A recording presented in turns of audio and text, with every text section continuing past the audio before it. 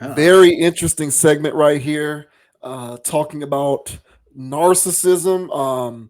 An ongoing thread throughout this channel is the commentary that we have given with respect to the idea of the dangers of the normalization of narcissism in our society. Typically, we talk about it through the actions of some of our favorite celebrities and people in the public eye who are the personification of what it is that we are about to show here. But Mhm. this is an interesting piece of video that you brought to my attention, and I said, "Oh man, this is good stuff here." Mhm. So we have talked about this very thing throughout our tenure doing this for a long time, and this gives a more academic spin to what it is that we typically discuss with respect to narcissism. So check this out. This was an interview. Um, I don't know the name of this guy's channel, the Diary of a CEO, but he did an interview with a guy by the name of let's see, Dr. Alok or Alok Kanoja. Hopefully, I'm saying that right. Alec or Alok Kanoja, I think is how you would pronounce that. Mhm. Talking about the psychosomatic impact of widespread narcissism. So check this out. Are people becoming more narcissistic? Yes. They are. Yeah, absolutely. And what impact is that having? I don't even know where to start. Like, so I think it's affecting our relationships. It's affecting our happiness. It's affecting our professional ability. So this is what social media is doing. Social media and technology is externalizing our perception. So if I think about it, like think about a couple thousand years ago, what was my mind focused on? So I would go out to hunt. I'm looking for an animal. I shoot a deer, and then I walk 3 hours back. So for some amount of time, my mind is paying attention to the external environment. Maybe I'm talking with the people that I'm hunting with, but what is there to say? Like I can't talk to them for 10 hours a day. There's no substance, there's no news, right? We're like this tribal community. So if you really look at the history of humanity, our perception has been internally focused at least 50% of the time.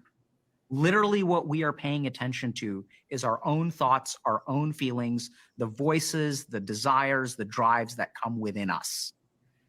What technology has done is whole scale externalize our perception. Social media makes this even worse because now we're doom scrolling, we're looking at what other people are doing. So we are starting to exist outside of ourselves, right? So this is where what social media is doing is externalizing our perceptions, building our ego. We're so focused on the judgment of other people.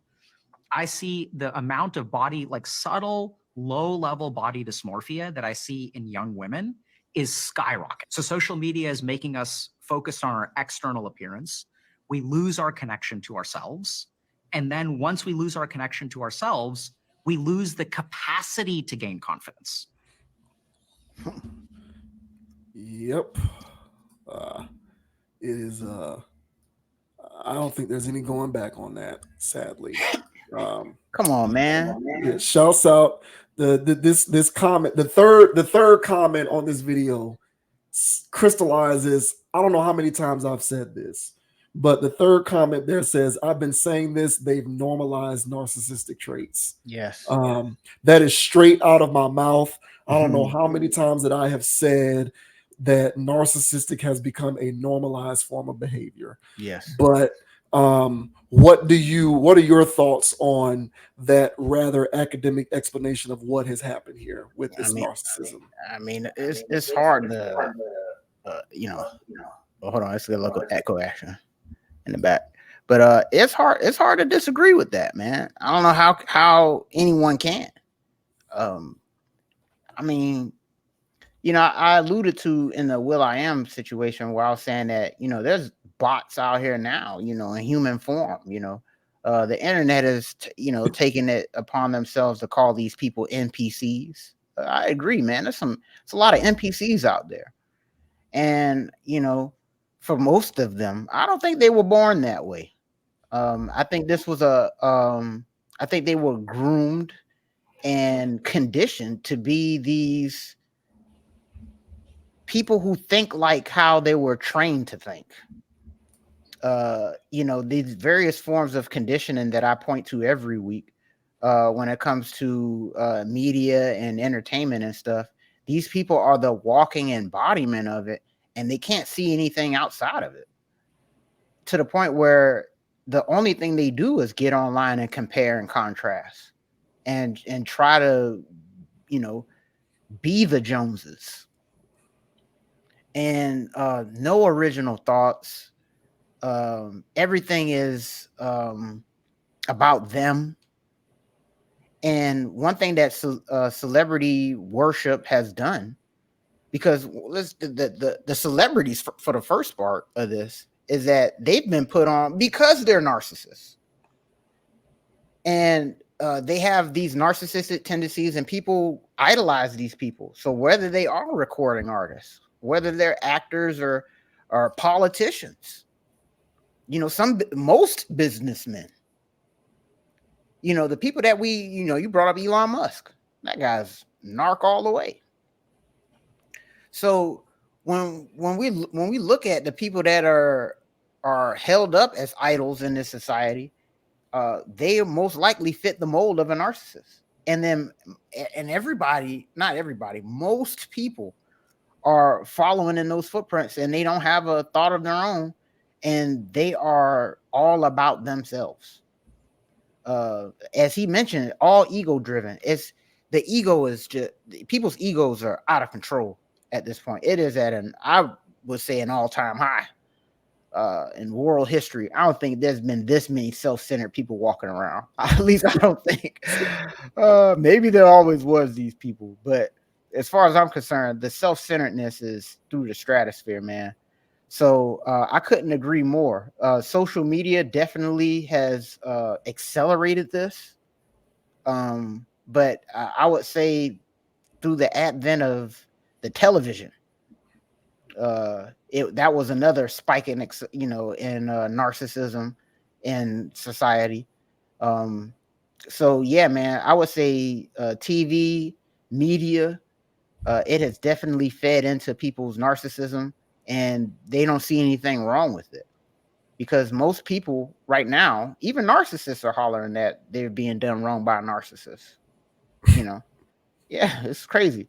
And I've heard narcissistic people that I've already diagnosed. I'm like, this person's such a crazy person, and then they want to sit there and tell me that they got done wrong by a narcissist, which is probably true, man. It is dog eat dog out there. It is who's the biggest narc is going to win.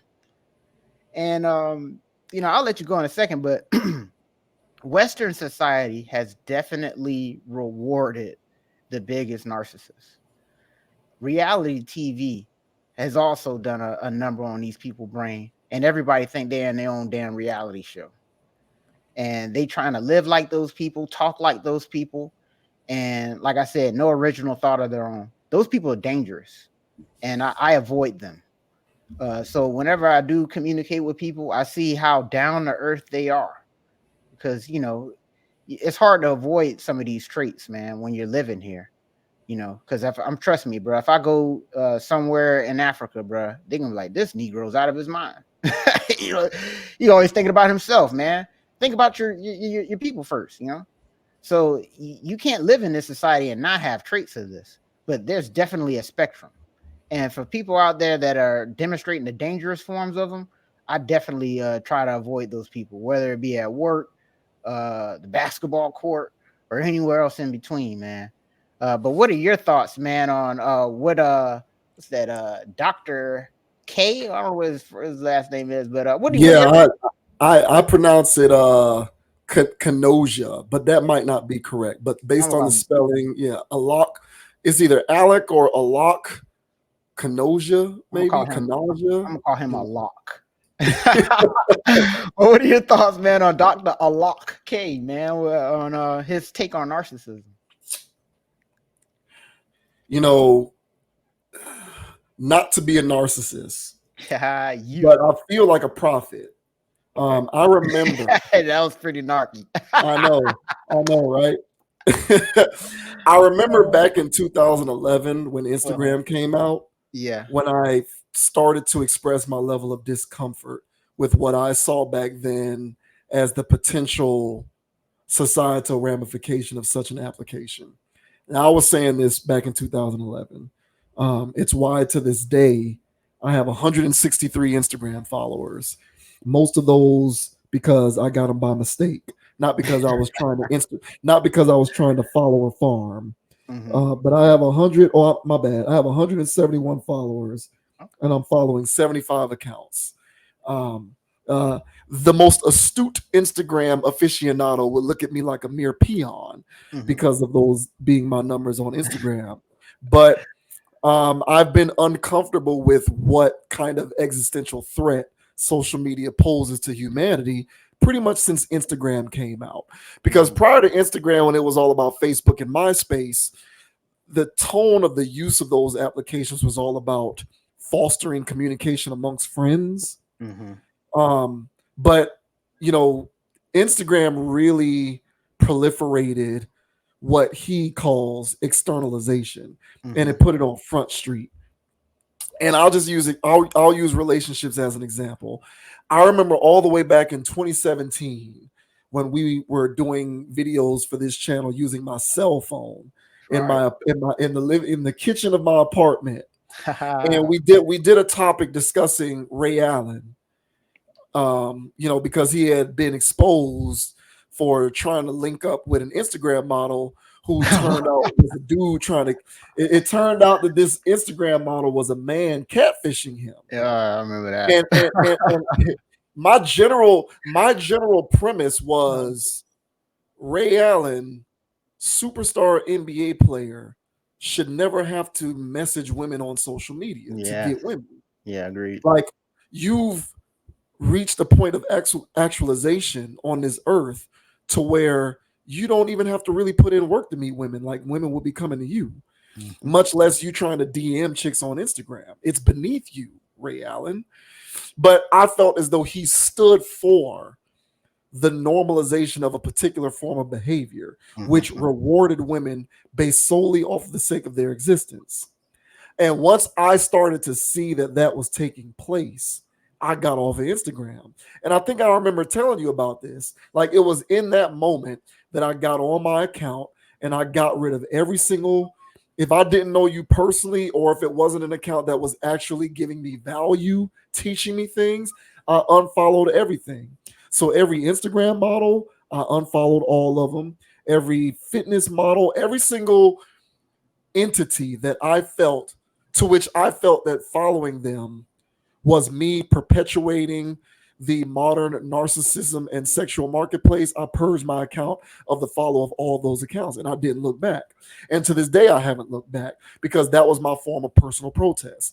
I wanted to not fuel what I thought was a problematic way that humans had begun to externalize their existence. And it has come to a head as far as I'm concerned. And the last thing that I'll say is I think it's interesting for us to glean our perceptions of the world based upon the types of environments that we most often frequent. For me personally, I sort of glean a lot of how the world works based on how often I attend, like, the gym, for example, because I go so much. So for anybody, like, if you go to work and you're at work 5 times a day, you're there often enough that your interactions with people in that particular place is going to, in a roundabout way, inform you on how the world is currently operating. If you go to the grocery store 5 days a week, then your interactions and your experiences there can inform you. You know, if you know, wherever you frequent most often, you can sort of gain a general idea of how the world is operating based upon your interactions in that particular place. Now, I go to the gym a lot, and I mentioned this before. What I'm seeing through my interactions with the gym, the rise in this influencer market and these people who aren't really about that life, but still feel as though they can tap into this narcissism marketplace in order to earn a buck. And, you know, about a week ago, there was this one girl who goes to my gym a lot. Like I've been a member at my gym, the current one that I go to now, for about maybe a little less than 2 years. And she's been going there for a long time. And, about a couple of weeks ago, she came into the gym with a photography crew. She was in there, a crew. Yeah, it was 2 guys, and they came with a van with a setup. A van? Yeah, they had a van. Yeah. Because when I use the word crew, I really mean it. They had a whole crew. They had equipment, lighting equipment, extension cords, stands, tripods, the whole bit. And this girl brought her crew with her into this gym to film her in what I can only guess is her attempt to be a fitness influencer. Now, when I first walked into the gym, I thought that she was doing this on behalf of the gym. I thought that this was a gym sanctioned thing. Okay. The gym is trying to market itself. Yeah, So that they're makes going to find a cute girl that goes to the gym and ask her to do a little photo shoot thing, a little video thing. But another dude who's a member came up to me because we be talking and we were talking about it. And he was like, yeah, bro, she came in here to do this for her little thing. And I'm like, wait, hold up. So this isn't the gym doing this. This is her for her own private purposes. And he was like, yeah, bro, that's not a gym thing. She's doing that for her own personal purposes. And I said, wow, like it's really gotten to that point where she can't just bring in her little tripod and set up her iPhone and record videos of her working out. She's got a whole crew behind this. And my thing is, I've seen women who are fitness influencers. You can look at them and tell she's got the quads, the shoulders, the biceps. She looks like she's about this life. She looks like she can school me on fitness and nutrition and working out. This girl was just cute. Now, granted, she's cute with a nice body, but not a nice body in the sense that she works out, but a nice body in the sense that those are just her genetics. But what she was doing by recording these videos is she's trying to tap into that marketplace of I can get paid for being cute and pretty. And I can hide behind the idea that I'm doing this in the gym to work out. But really, this has nothing to do with exercise. And it has everything to do with me trying to become a social media influencer because I have a cute face and a nice enough body, which to me is the epitome of narcissism, because you're not actually trying to service the greater good of fitness and training.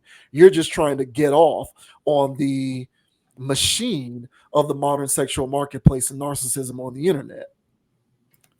And I'm seeing more and more of this kind of behavior happening is more and more commonplace. And it frightens me because it's cringe. Like, to me, I look at it and it's completely cringe. But the reason why I say that it's here to stay and it's not going back is because once people started to get paid for this, you can't reverse course. You can't flip this back. People are making money being this way. Once a person is being paid to be this way, you cannot convince them to you can't convince them that it's worth it to disincentivize their propensity for doing this kind of stuff. Yeah. That's the difference between previous generations and now. Like, before, we could watch reality TV or we could watch TV shows, and even though TV was rotting our brains, there was a suspension of belief because it was television, but we can't actually replicate that via our own means. But now with the phones, it's entirely replicatable. And as long as they get 10,000, 12,000, 30,000 followers, and these brands start paying them to endorse products because they have so many followers, now you're being incentivized to be a narcissist because you're being paid for it. And so that's why you can't go back, because it's putting money in people's pockets. So this is here to stay. This guy broke it down academically by calling it like externalization, which I never knew what that meant before this. I had to look that up. So I think that he's broken it down along academic lines. But all you have to do is be a casual observer of the world, and you will see that this is quite common. It is narcissism, and it is being rewarded. People are being paid for it, and we won't be able to go back because it is what it is. It's here to stay. But individually, I say to anybody who is uncomfortable with this, listen to that little voice. It is okay. Get off, unplug. I purge my account. I barely go on Instagram. The disease of comparison is very real, and that's all you're going to do. The more time you spend on these platforms, spend more time learning practical skills, tangible skills. Only follow profiles that can actually teach you things. Don't follow people you know personally. Don't follow people that you don't know personally, but you still kind of know who they are, and you're following the moves that they make, and they're not actually teaching you anything. They're just showing you the life that you wish that you had. It leads to a poisonous mindset of constant comparison and contrasting that you'll never be able to get yourself out of. So don't think that there's a FOMO element to this, that you need to be a part of this apparatus. If you're not comfortable with it, get out of it and don't look back. Yeah, man, I agree, bro. And yeah, it's basically narcissism is the overgrowth of the ego. It wants to take on its cancerous form, and because you need your ego, that's why we have it. And basically, your ego is here to tell you that when you touch a stove, like, oh shit, stove hot, because if you don't have an ego, you're not going to self-preserve. So your ego is there for self-preservation, but you're supposed to balance that. And one thing that I've mentioned, and we've been talking about, is that media. What it has done is it told people that your ego is more than that, and that you should be self-absorbed, and that so it's not taking on the medicinal use. It is taking on the drug use of the ego, if you will. And the best way that I could put this, in layman's terms, I guess, is that in Egyptian mythology, they had this thing where, you had to weigh your heart against a feather. Now, granted, everybody already knows your heart weighs more than a feather. But this was your judgment when you weigh it on a scale, after you transition. So now your judgment is, hey, now you have to weigh your heart against the feather. Now, if your heart is lighter than the feather, then you pass this test down here on earth and you get to transcend. Congratulations. But if your heart is heavier than a feather, then you're doomed to repeat this all over again. So what have it, right? So the point of that is that your ego takes on a lot of stuff.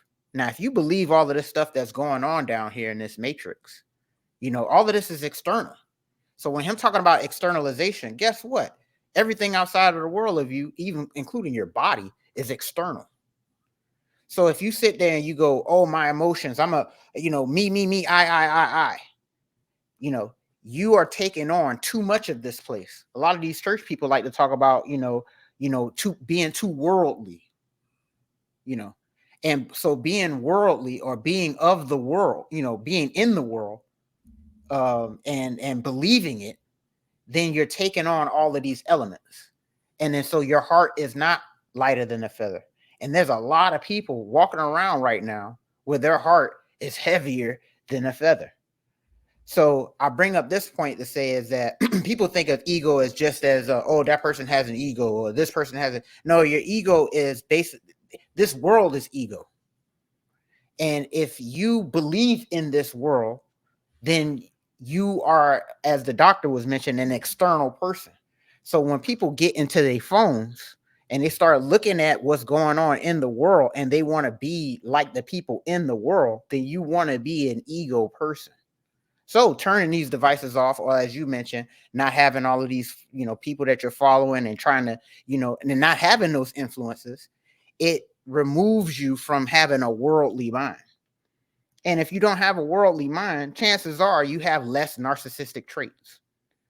Last thing I'll say is when the Buddhist people and stuff, and they're doing their meditation, or anybody that's doing meditation, they tell you to clear your mind of all thoughts. And thoughts are things, and things are worldly, and worldly is ego. So when you clear your mind of all thoughts, you're not thinking about anything. And and you're supposed to reach this level of zen and peace, because like having peace of mind means that you're not worried about stuff. And one thing that all of these social media devices, TV shows, reality, and all this other stuff is getting you angst. Like he said in the thing, like fear scrolling or whatever he mentioned. Like when you're constantly doing all of these things, you're constantly getting anxious thinking about the external world. And what people need to do is stop worrying about the world. Now we talk about the world here, but we talk about it in a way where we're trying to tell you not to be these external thinkers and think for yourself. And so in a nutshell, you got to drop the ego. You can't completely drop it because you need it. So there's a balance, but the people need to not be worried about what the Joneses are doing, not worried about what the world got going on per se, and think for yourself and clear your mind of all of these influences telling you to be a certain way, do a certain thing, or what have you. So, I mean, I agree with this, and that's why the most common person you talk to, like anywhere, like the girl that's doing all her stuff at the gym, if you talk to her, she's of the world, 100%, and that's all she thinks of is what's going on out there. So to go back to my analogy, her heart would be heavier than a feather. So I know I got work to do. I ain't saying around here my heart is lighter than one. So that's why I don't try to take on stuff that's going on in the world. Somebody, like every day when you out there driving in traffic, somebody cut you off, you wanting to get mad at that person is your ego saying, hey. So I look at these moments as a test to my ego of going, release it, bro. It's not a big deal. Somebody trying to get on my nerves, that's a test. Release it, bro, because you don't need to take this with you. So release it. And so any Buddhist person you talk to, any meditation guru or whatever would tell you to release these things and not internalize them. And what that doctor was mentioning is that these phones and all these things is telling you to internalize everything. So I know there's a lot there said, but this is a deep topic to me. But narcissism is running rampant because people are they have a misconception of what's going on right now, and they are being trained and conditioned to think like this. So I mentioned, I got my traits. If I go somewhere in Africa, if I just go hang out with a Buddhist monk, I'm sitting here talking all this stuff, I'm gonna have my narcissistic ways. Oh, they got me messed up, or I ain't sharing that. That's my soda. You know what I'm saying? So just my whole thing is, if you didn't think you were narcissistic or had narcissistic traits, look inward a little bit more. And if you do feel like somebody got you messed up, or you want to get mad when somebody cut you off in traffic, or somebody at work pissed you off, all of those things are life tests. And if you are that person that retaliates to that, then you're carrying narcissistic traits. Release it, let it go. There's bigger fish to fry, and it's not worth your, insanity, if you will. So yeah, man, I think this is awesome. I'm gonna go watch the full thing of Dr. K, because I've seen other CEO, the guy at the podcast. I've seen his other stuff. He does good stuff. He asks good questions. So I'll be watching more of that. But yeah, man, think about what we've been saying here, guys, because narcissism is running rampant in this country. It's across the world, but really in America, man, it's nonsense. Yeah, I kind of went on a bit of a ramble myself, but just to bring it back full circle, because I think I mentioned that within the context of relationships is how I can best explain how this affected me or my experiences with it. And it's very simple. Like, just to kind of tie a bow around that particular idea, as much as I appreciate people like Kevin Samuels, for example, I learned that for me, it was best to unfollow and not watch any more of his content. This is obviously, of course, before he, died. But I learned that for me, I need to stop consuming internet relationship content. So I unsubscribed from all of it. I unsubscribed from Kevin. I stopped looking at Kevin Samuel videos. I unsubscribed from all of the dating and relationship podcasts on YouTube that I was consuming because it was creating a sense of myopathy within me, which is that's an unhealthy way of having your brain process information.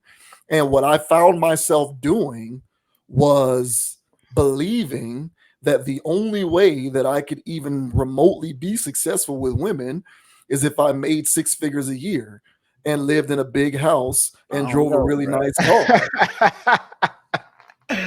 Oh See, no, that's bro. that's that myopathy in you. That's that